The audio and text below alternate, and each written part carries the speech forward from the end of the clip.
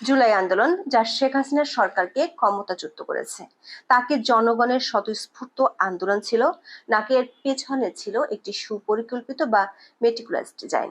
এ নিয়ে বিতর্ক উস্কে দিয়েছিলেন অন্তর্বর্তী সরকার প্রধান উপদেষ্টা অধ্যাপক মোহাম্মদ ইউনূস। আওয়ামী লীগের পক্ষ থেকে নিয়মিতই অভিযোগ করা হয় ওই আন্দোলন ছিল দেশি বিদেশি ষড়যন্ত্র।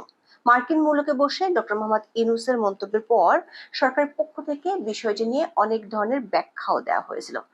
এতদিন বাংলাদেশের অনেকে মনে করতেন জুলাই আন্দোলন ছিল দেশটির মানুষের একটি স্বতঃস্ফূর্ত আন্দোলন, কিন্তু ৪ জুলাই অন্তর্বর্তী সরকারের তথ্য উপদেষ্টা মাহফুজ আলমের একটি পোস্ট মানুষের সেই ভাবনাকে জোরে সোরে আঘাত করেছে।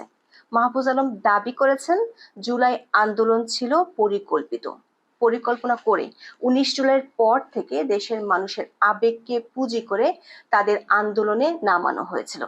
প্রশ্ন হলো, তাহলে কোটা সংস্কার বা বৈষম্য বিরোধী আন্দোলন ছিল একটি ঘোল যেটি দেশের মানুষকে খাইয়ে তারা বিভ্রান্ত করেছিলেন? আবার মাহফুজ আলম তার পোস্টে হাস্যকরভাবে আরো একবার চেষ্টা করেছেন ২৪-এর আন্দোলনকে ৭১-এর স্বাধীনতার সংগ্রামের সাথে এক করে দেখার। এমনকি স্বাধীনতার সংগ্রামকে ভারতের সাথে মিলে বঙ্গবন্ধুর ষড়যন্ত্র বলতেও তিনি দ্বিধা করেননি। স্বাভাবিকভাবে প্রশ্ন তো তোলাই যায়, তিনি কোন দেশের উপদেষ্টা, বাংলাদেশের নাকি পাকিস্তানের? বিস্তারিত জানতে চলুন যাওয়া যাক বিশ্লেষণে। মাহফুজ কি বলেছেন এবং তারই বক্তব্যের বিশ্লেষণ কি সেটি নিয়ে আলোচনায় যাওয়ার আগে একটু জেনে নেই কিভাবে জুলাই আন্দোলন প্রসঙ্গে মেটিকুলাস ডিজাইন নিয়ে বিতর্ক তৈরি হয়েছিল।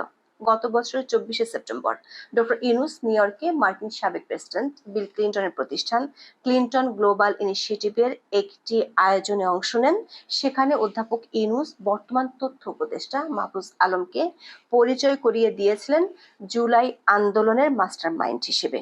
দর্শকদের তুমুল করতালের মাধ্যমে তখন ডক্টর ইউনূস তুলে ধরেন বহুল আলোচিত সেই মেটিকুলাস ডিজাইন তত্ত্ব। বলেছিলেন ওই আন্দোলন ছিল মেটিকুলাসলি ডিজাইনড। ডক্টর ইউনূস তার বক্তব্যে মাহফুজের মতো জুলাই আন্দোলনের নেতাদের প্রশংসা করে দাবি করেছিলেন এই আন্দোলনে কিছুই হঠাৎ করে হয়নি, এমনকি লোকজন জানতেন না কারা আন্দোলনে নেতৃত্ব দিচ্ছেন, তাই আপনি একজনকে ধরে ফেলে বলতে পারবেন না ঠিক আছে আন্দোলন শেষ। তারা যেভাবে কথা বলেছেন তা সারা বিশ্বের তরুণদের অনুপ্রেরণা যোগাবে। ডক্টর ইউনূসের বক্তব্যের পর সামাজিক মাধ্যমে আলোচনা সমালোচনার ঝড় উঠলে তখন সরকারের পক্ষ থেকে এর ব্যাখ্যা দেওয়া হয়। প্রায় ১০ মাস পর মাহফুজ আলম নিজেই ফেসবুক পোস্ট দিয়ে জানালেন জুলাই আন্দোলন মেটিকুলাস ডিজাইন ছিল। তিনি প্রশ্ন রেখেছেন মেটিকুলাস ডিজাইনের সমস্যা কোথায়।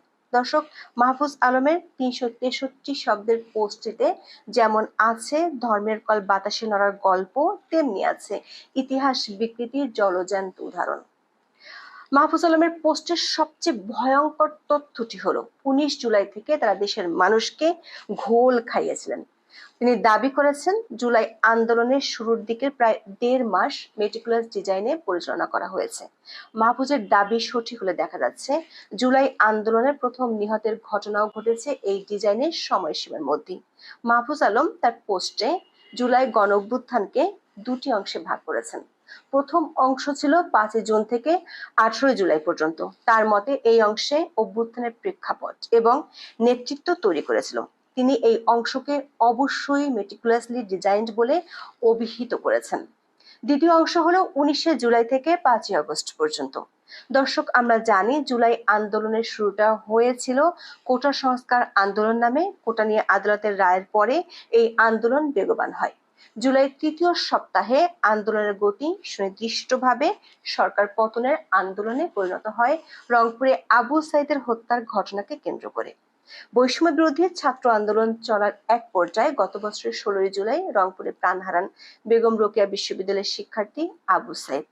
তার দুহাত প্রসারিত করে পুলিশের মুখোমুখি দাঁড়ানোর দৃশ্য মুহূর্তে ছড়িয়ে যায় সারা দেশে। আবু সাইদের মৃত্যুর ঘটনায় বিক্ষুব্ধ হয়ে বেসরকারি বিশ্ববিদ্যালয়ের শিক্ষার্থীরাও রাস্তায় নামেন। এরপরই পরিস্থিতির উপর নিয়ন্ত্রণ হারাতে শুরু করে আওয়ামী লীগ সরকার। মাহফুজ আলম অভ্যুত্থানের প্রেক্ষাপট তৈরির যে সময়সীমা নির্ধারণ করেছেন তার মধ্যে ১৬ জুলাই আবু সাইদের মৃত্যুর দিনটিও অন্তর্ভুক্ত। প্রশ্ন হলো, মেটিকুলাস ডিজাইনে এই মৃত্যুকেও কি তাহলে অভ্যুত্থানের প্রেক্ষাপট তৈরির জন্য তারা সুকৌশলে ব্যবহার করেছেন। জুলাই আন্দোলনকে চাঙ্গা করতে মৃত্যুর প্রয়োজনীয়তা কি আরো ১.৫ মাস আগেই নির্ধারণ করা হয়েছিল? মাহফুজের বক্তব্য অনুযায়ী ৫ জুন থেকে ১৯ জুলাই পর্যন্ত আন্দোলনের পুরোটা ছিল সাজানো গোছানো, মানে মেটিকুলাসলি ডিজাইনড। তাহলে আবু সাইদের মৃত্যু, পুলিশের উপর হামলা সবই কি পূর্ব পরিকল্পিত ছিল, যাতে দেশের মানুষের মন কেঁপে ওঠে, তারা আন্দোলনে ঝাঁপিয়ে পড়ে? ১৮ জুলাই আগুন দেওয়া হয়েছিল মেট্রো রেলে। একটি বেসরকারি টেলিভিশনের টক শোতে বৈষম্য বিরোধী ছাত্র আন্দোলনের অন্যতম সমন্বয়ক হাসিবুল ইসলাম মেট্রো রেলে আগুন দেওয়ার কথা স্বীকারও করেছিলেন। প্রশ্ন হলো, তাহলে কি এসব হামলা পূর্ব পরিকল্পিত ছিল? মাহফুজের যুক্তি হলো, দুনিয়ার কোনো অভ্যুত্থান বা বিপ্লব পরিকল্পনা না করে হয়েছে। সেজন্য তিনি মনে করেন জনগণের চেতনাকে ঐক্যবদ্ধ রাখতে মেটিকুলাস ডিজাইনের বিকল্প ছিল না। ফেসবুক পোস্টে মাহফুজ পরিষ্কার দাবি করেছেন, তাদের মেটিকুলাস ডিজাইন ছিল ন্যায়সঙ্গত, অর্থাৎ আওয়ামী লীগ সরকারের পতন ঘটানোর জন্য সবকিছুরই প্রয়োজন ছিল এবং সেভাবেই হিসাব কষে পরিচালিত হয়েছে আন্দোলন। তিনি এই গণঅভ্যুত্থানের কৌশলকে ন্যায্যতা দিতে আগের মতোই টেনেছেন বাংলাদেশের মুক্তিযুদ্ধের প্রসঙ্গ। মাহফুজ লিখেছেন, পাকিস্তানি স্বৈরশাসকদের বিরুদ্ধে মেটিকুলাস ডিজাইন করে আগরতলা ষড়যন্ত্র, ৬৯-এর গণঅভ্যুত্থান আর ৭১-এর মার্চ মাসে অসহযোগ আন্দোলন ও বাঙালি বিহারী দাঙ্গা সঠিক হইতে পারলে ২৪-এর গণঅভ্যুত্থান মেটিকুলাস ডিজাইন হইলে সমস্যা কোথায়? এখানে তিনি চরমভাবে বাংলাদেশের মহান মুক্তি সংগ্রামকে অপমান করেছেন। বাংলাদেশের স্বাধীনতা সংগ্রামের সাথে জড়িত প্রতিটি আন্দোলন ছিল স্বতঃস্ফূর্ত। পাক সরকার নির্যাতনে অতিষ্ঠ হয়ে কখনো এদেশের ছাত্ররা, কখনো শ্রমিকরা, আবার কখনো দেশের আপামর মানুষ বঙ্গবন্ধু শেখ মুজিবুর রহমানের নেতৃত্বে আন্দোলন করেছিলেন। আর এইসব আন্দোলনকে ষড়যন্ত্র হিসেবে দেখত পাকিস্তানি আর তাদের দোসররা। স্বাধীনতার ৫৪ বছর পরে এসে মাহফুজ আলম কি পাকিস্তানিদের বয়ান নতুন করে তুলে ধরেছেন? মাহফুজের পোস্টে আমরা বাংলাদেশের স্বাধীনতার সংগ্রামের সাথে ২৪-এর আবারও তুলনা দেখতে পাচ্ছি। বাংলাদেশ স্বাধীন হয়েছিল একটি দেশের সশস্ত্র বাহিনীর বিরুদ্ধে যুদ্ধ করে। মাহফুজরা কোন দেশ স্বাধীন করতে নেমেছিল? বজ্র আটনি ফসকা গিরোর মতো অনেকেই চেষ্টা করেছেন ২৪-এর আন্দোলনকে ৭১-এর সাথে এক করে দেখতে, কিন্তু কোনো লাভ হয়নি। ৭১-এ দেশ জন্ম নিয়েছিল, কোনো সরকার নয়। দর্শক, মাহফুজ সংবিধান অনুযায়ী শপথ নিয়ে উপদেষ্টা হয়েছেন, কিন্তু তার পোস্টে তিনি বাংলাদেশের স্বাধীনতা যুদ্ধ নিয়ে চরম অবমাননাকর বক্তব্য দিয়েছেন। তিনি বলেছেন, বাংলাদেশের স্বাধীনতা যুদ্ধ ভারতের সাথে ষড়যন্ত্র করে করা হয়েছিল। অবশ্য তিনি পরে সে পোস্ট এডিট করেছেন।